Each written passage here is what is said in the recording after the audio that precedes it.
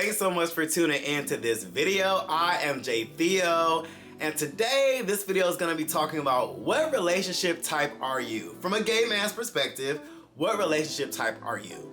So y'all, as someone who's been single majority of his life and who's really never had a significant other, I wanted to make this video because I've been in a soul search for what relationship type is the best for me. And as you watch some of my past videos, I definitely do believe in non-monogamy and that there's other routes to love than just traditional relationships. So I want to speak to where my head is at and hopefully can get you guys thinking about what type of relationship types you can have as you're pursuing love and pursuing this dating world right here with me. I also think as queer men, we have different dynamics when it comes to dating and relationships that we don't have to deal with in traditional mindset and a more heteronormative mindset. They may allow us to be more expansive and to be more open-minded when it comes to the type of relationships we want to be in.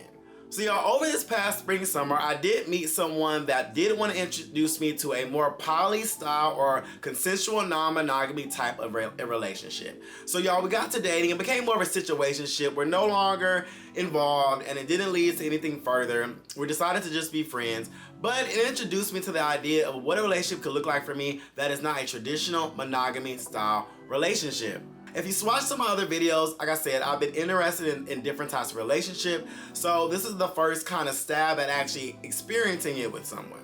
So y'all, he gave me this book to read called Polysecure, and we read it together, which I recommend everybody to read. Polysecure by Jessica Fern. Even if you are looking for a more traditional monogamy style relationship, I think this book is very insightful on attachment styles, on how you look at relationships, what expectations, and how you should communicate when you're in a relationship. It was very, very eye-opening for me as someone who's never really had a real relationship. But through this book and through this experience, I learned a lot about myself. I learned about the type of relationships that I want to be involved in. I learned about the type of relationships I would not want to be involved in. And I learned about thinking deeper and being more realistic on what I'm actually looking for and what I can demand in a relationship and how to better communicate. I also learned a lot about my attachment style, which a lot of us should really dig deeper and look up to see what our attachment styles are so that we can be better paired with the partners that we are interested in. Attachment styles are really, really important. I'm not going to dive deep. I actually may do a video on attachment styles, but this book dives deep into attachment styles and really makes you think deeper about how you work the way you work when it comes to relationships and how to better find someone better suited for you. Before we get started diving deep into the different types of relationships, I want to kind of dive deep on what kind of got me more interested in these type of different kinds of relationships that are not traditional. At the end of the day, I am someone who want to be more realistic about ways to find love, and I think there can be different routes to finding love. And at the end of the day, we gay men, we like to have wandering eyes, we are very sexual beings, and also we just tend to be a little less traditional than our hetero counterparts. So I just want to be realistic about that fact. And also as someone who has a lot of friends, a lot of family members that are in traditional monogamy style relationships, I also noticed that doesn't always tend to work. And also, as someone who's never really been in a real relationship, I don't like the idea of ownership. I don't like the idea of possessiveness. I've dealt with very possessive men before that feel like they own you in a relationship or when they're dating you. And I'm just not a fan of that. I also think it's very difficult for you to be everything to everybody. One of my favorite podcasters who I talk about all the time, Dan Savage, who also is mentioned in the Polysecure book, talks about all the time how you cannot be everything to everybody. And I want to be realistic with myself about that. I don't think that I can be everything to someone. I don't think someone can be everything to me. And I think just being more realistic about the ideology behind that is where I want to land when it comes to looking for love and looking for a relationship. Because at the end of the day, I think it can be exhausting trying to be everything for someone. I think that romantically, sexually, even just like hobbies, things we like to do, there's so much diversity within us as humans that the expectation that somebody's going to match you 100% or you can make them match you 100%, I just think that's not realistic at all. So I actually want to read a quote from the book that kind of talks about monogamy and kind of some of the statistics behind it that also helped influence me to be more realistic about the idea of not being in a traditional relationship. The romantic idea of the monogamous couple has mostly stayed intact as the dominant model for love and relationships. Well, at least on the surface. The divorce rate in the US is at 40 to 50%, and an estimated 30 to 60% of married men and 20 to 50% of married women in the United States admit to cheating on their partners. So even if you are in a monogamous relationship, 50 or 60% of the time you are being cheated on. So technically you were in a non-consensual or non-ethical, non-monogamous relationship because the person cheated on you. They had another partner sexually, romantically, whatever the case may be. So just being honest with the fact that a lot of these traditional relationships don't work has opened my eyes about pursuing other routes to love and being more open to that. And I think and also y'all, I think life's a journey. Life's about exploration. And at the end of the day, don't get me wrong, I do want a primary partner. That's something I learned through this past experience with experiencing this guy in a more poly way while we were getting to know each other. I learned that I definitely do want a primary partner. And there's different types of relationships where you can have a primary partner and still be in consensual non-monogamy. But I realized I want a primary partner. So not to say that I don't want a primary partner, but I think there's just different ways about going about it. And there are different ways about understanding what your expectations can be and what you will allow in a relationship that will make it easier that may be more of a match for you. And like I said, at the end of the day, I want to be realistic about the fact that most relationships are non-monogamous when it comes to cheating and people not being truthful in monogamous relationships. So I want to read one other excerpt from the book when it comes to expecting your person to kind of be everything. So instead of expecting one party to meet all their needs, people engaged in consensual non-monogamy felt that the major advantage of being non-monogamous was the ability to have their different needs met by more than one person, as well as being able to experience a variety of non-sexual activities that one relationship may not fulfill. So a lot of times people think non-monogamous relationships are all about sex, which they can be, but sometimes they can be more about just getting needs met from other people that your one partner cannot do for you. For instance, I'm a big anime fan. I'm a big anime freak. I like video games. If my partner had no interest in anime, no interest in video games, that could be a little difficult for me. Or they had no interest in reality TV. I love reality TV. We never could watch reality TV together. And I get that need met elsewhere. That could be a non-sexual connection that I can meet through someone else. That's just an example. But I think that we tend to always think sexual when we think of non-monogamy, and I think there's ways that we can start looking at relationships differently that can open our eyes to how we can make sure that we're getting our needs met. And yes, there's friends and there's people we can have in our lives that can fulfill those needs. But I think that there can be deeper connections than a friendship sometimes where those needs can possibly be met. Okay, y'all, so let's go ahead and dive into the different types of relationships that we can have, whether it be traditional, whether it be non-monogamy, and then I'm going to discuss the 4 different types of relationships that I'm open to and why that I'm open to those different types of relationships. And then I want to hear from you guys in the comments what type of relationships, even if you are super, I'm 100% traditional monogamy type person, I want to hear at least one different relationship type that we discussed today that you are open to in the comments, or just for you to think about. If you lived in a world and we weren't born into this society where monogamy was the staple and 2 people were the staple and you were supposed to be with one person to death, what other relationship type would you be open to? And I would love to hear this discourse in the comments. I would love to have some conversation with you guys. But even if you just think to yourself, what other type of relationship would I be open to? Have those wheels turning as we kind of talk through the different types of relationships. Okay, so we're about to dive into the different types of relationships, starting with monogamy. So we all know what monogamy is, but I'll read a little bit of the definition so that we can be ticked and tied on what monogamy really is. So in a nutshell, monogamy is that you have one consensual sexual and emotional partner, and you're not open to that with anyone else. You are 2 people together in an emotional and physical relationship, and it is closed to no one else. That is monogamy. Monogamish, which is a term coined by my boy Dan Savage off of Dan Savage's Lovecast. So this term refers to couples who are mostly sexually and emotionally exclusive, but periodically engage in extramarital or extra-relational sex or sexual play. So this is a couple, for the most part, they are emotionally connected, but they may play on occasion sexually with others. So think like one-time hookups, one-night stands, things like that, but nothing deep, nothing serious, nothing heavy outside of their partner. Okay, so polyfidelity. This is probably the first thing that most people think of when I think of a poly relationship. A romantic or sexual relationship that involves more than 2 people, but these people are exclusive with each other. This can include a group relationship of 3 or more 3 or more people that is close to any additional outside partner. So a throuple, a quad, things like that. That's polyfidelity. Or it also could be a person who has more than one partner and their partners are not dating each other, but they are also close to additional relationships. Swinging. The practice of couples engaging in sexual activity with other couples, individuals, or groups. So usually a lot of people that are married swing, they to a couple swings with another couple, sexually, romantically, in that vein.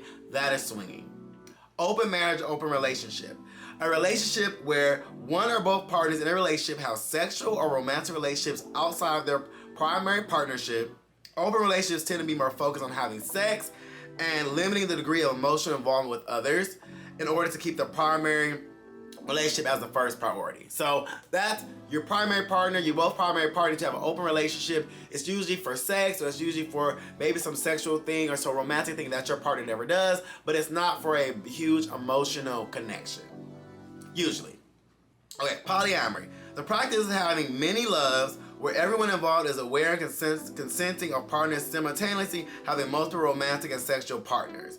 So this is kind of more like a sister-wife situation. I feel like when a man has multiple girls and they're all understand, or vice versa, or things like that, where it's like we have multiple relationships within kind of a relationship. That's polyamory.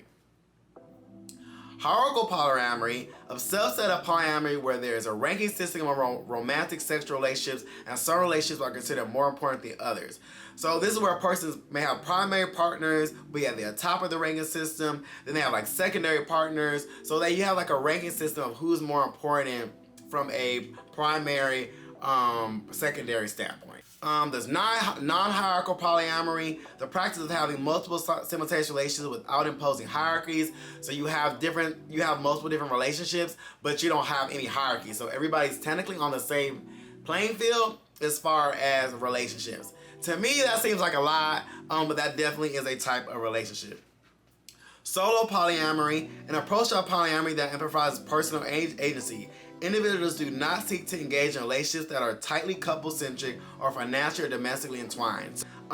People who identify as solo poly emphasize autonomy, the freedom of choosing their own relationships without seeking permission from others. And flexibility in the form their relationships take. So very more like free form, like I kind of have a handle on where I rank people, how I prioritize things, and it's not based, like I don't have one partner that I live with, I don't have one partner that I'm married to, things like that. And then relationship anarchy. Relationship anarchists seek to dismantle the social hierarchies dictating how sexual and romantic relationships are prioritized over all forms of love. And so people who identify as relationship anarchists make less distinction between the importance and value of their lovers over their friends or other people in their life. They will not reserve intimacy or romance for people they have sex with. So this is basically saying like, my friendships and my romantic relationships all have the same weight, and I don't prioritize somebody I have sex with over somebody I'm friends with, or like all relationships are just, they matter in different ways to me, and there's no real structure to how I manage these relationships, which for me seems a little chaotic, but I get the sentiment that like, your best friend could be your most intimate connection, but you have sex with this person all the time and you love them in a different way. Like I get the dynamic of it. So, but I say, guys, get the book Polysecure, read it, get more in detail with it. It goes through the definitions in detail. I probably ran through those very chaotically, but I definitely kind of want to give you guys a sum of how many type of relationship types you guys can have and what those relationship dynamics look like. But definitely recommend Polysecure, Jessica Fern, to get more in depth on the different types of relationships you can have and to learn about your attachment styles and the type of trauma you can have from attachment styles. I think it's super, super important. The very end of the book, the last part of the book, also touches on the importance of an individual relationship with yourself and how you can't have a relationship strongly with anyone if you don't have a strong relationship with yourself, which I think was a great end to the book. But yet again, y'all, I recommend this book so heavily. So guys, I want to walk through the 4 different relationships I'll be open to, and they all fall under consensual non-monogamy. Before I get into it, I will say for the most part, my need for diversity in my relationship or non-monogamous relationship, for the most part, I will say is sexual diversity. I'm a sexual being. I think the fact that I can have a little bit more sexual diversity in my relationship is something that I definitely want. I also am open to meeting somebody who also is open to that. But like I said, romantically, I do want a primary partner. I mean, I do think there can be emotional connections that I would be open to too. But for the most part, I feel like I do want a primary partner, and I think sexual diversity would be the biggest piece for me as to why I would want a non-traditional relationship. Also, I have experienced some aspect of sexual assault, which I will end up making a video about one day. But with that, I realized that sometimes when you do have someone that you're dating or is interested in you, sometimes they can feel like they own your body and they possess your body. And I think being more open to the fact that somebody can get their sexual needs met elsewhere, not just by me, opens the door for me not to feel ownership when it comes to my body. And I think that sometimes can be dangerous in situations where somebody feels like they have ownership over you sexually, ownership over your body.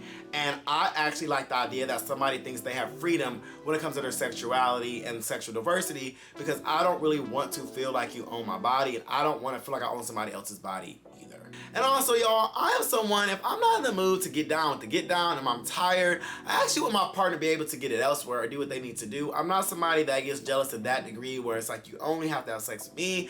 I am open to the idea of someone getting their needs met if I can't fulfill that need for them, because as I do agree that we cannot be everything to everybody.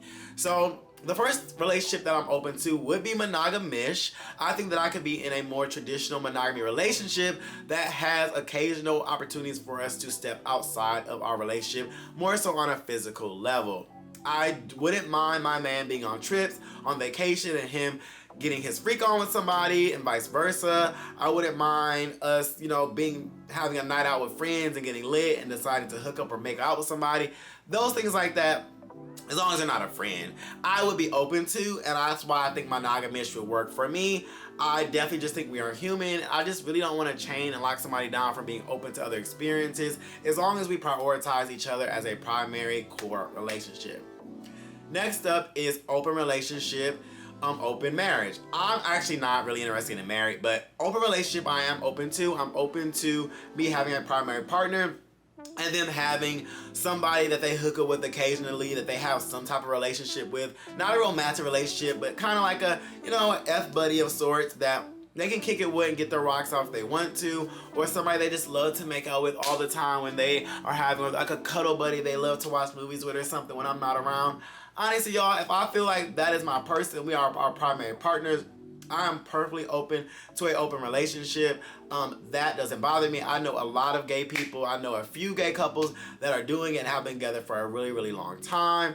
Even Dan Savage, he is in an open marriage. I think it can be done. I think with the right level of communication, the right level of understanding, it can be done. Now, am I saying that these relationships are perfect? By no means, no. They have all of the same concerns and issues that can show up in a regular relationship, but I think it's all about communicating, and that's what I learned in this book, is that communication is key. But yes, I could definitely be in an open relationship. I definitely can find myself in that, and like I said, it all comes down to that primary partner, that key partnership that makes it something that I can be in. Next up, I definitely can do swinging.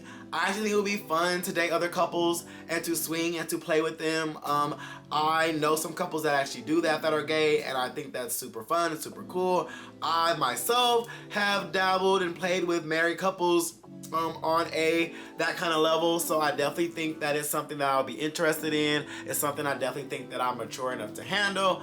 So I definitely think that that's something I would be open to, is swinging and mixing and mingling with other couples. I think that would be fun. I think that's a dynamic that could be very just dynamic, and going on trips and together and doing fun stuff together. I think that would just be really, really, really, really fun. So that's definitely, so swinging is another option that I'm definitely open to.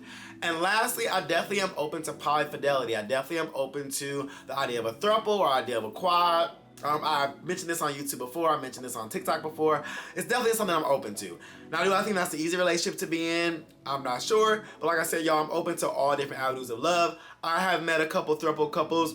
I have met a couple throuple couples or throuples in LA. Some of them, and they were actually black gay men.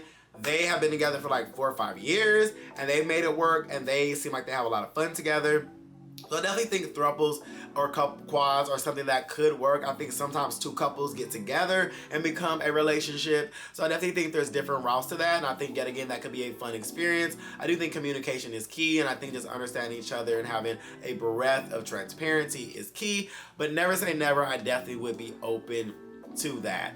I personally am not open to solo polyamory. I'm not open to relationship anarchy. I definitely do want a primary partner. I definitely want somebody that I feel like I can call home in some sense of stability if I'm going to be in a romantic relationship. And that's actually one of the reasons why me and the dude I was talking to in the spring didn't work out. He wants me more on like a solo poly kind of romantic anarchy level where he didn't have, or non-hierarchical polyamory where he didn't have any hierarchy to relationships. I actually need to have hierarchy in my relationship. I actually need to feel like the primary partner, and if that ever changes, I need that to be communicated to me. But I definitely do want a primary partner. I definitely feel like I can get a primary partner. So that's just how I feel about that when it comes to the different types of relationships. And that's how I feel when it comes to the type of relationship types that I want to be with. And guys, this really was an eye-opening experience for me because, as I said, as a younger person, as someone who grew up very religious and more traditional, I always thought I would be married, I would want kids, I would be traditional, I would be super in a monogamous relationship. And that's just not who I am. I do like having fun. One thing I've learned as I got into my 30s, I like being able to have fun and do things with a partner, sexually, romantically. I think it's cool to engage with other couples and things like that. And I'm definitely open to that. And as I explore relationships in the future, I am open to that. And like I said, I'm really open to the different avenues that love could take me. Life is a journey. I'm open to exploring it. I've never been in love. I've never had a real solid connection. So I'm definitely open to seeing what the universe has for me and where things could go. I know a lot of people are not open to these type of relationships, and at the end of the day, non-monogamy and consensual non-monogamy is not for everybody. I think some people are meant to be in a traditional monogamous relationship, and that is totally fine. This is not to steer anybody away from that. This is just to start to get the gears turning, to start thinking about what different type of relationships we can have. And as queer men, as gay men, we are not traditional. We are not hetero. We have the opportunity to do something different when it comes to our relationship and finds what works for us. I think a lot of men tend to be more hypersexual. They tend to be more open to having more than one connection. And I think that's something that can be explored if that's who you are. And I think at the end of the day, being true to yourself is the main thing. We only get one life. You only need to live once. And I think that's the biggest focus, is making sure that you're being true to yourself. So as I said, guys, I'm going to challenge all of you based off what I said to think about the different types of relationships and what different relationship types that you would be open to if you did not have a traditional monogamous relationship. We have swinging, we have open relationship, we have monogamous, we have solo we have polyfidelity. The list goes on and on. I'll put all the different relationship types in the description because my brain is going, y'all, it's been a long day. I had a long day at work, so my brain is like going a mile a minute, so I apologize. But I will drop the different relationship types in the description so you guys can see those. And be sure to comment. Let me know if you guys were to ever try a non-traditional relationship. What kind of relationship would it be? If you have tried a non-traditional relationship, what was the experience like? Would you do it again? What did you learn from it? Give me the tea. Give me the tea. Like I said, I always love having discourse with you guys. Want to have more conversations, and I think at the end of the day, life is a journey, and we should be open to exploring that journey. So guys, hopefully you guys found this video exciting, entertaining, interesting, insightful, all of the above. But as always, guys, do your best to stay safe, stay positive, and I will see you guys on the next video.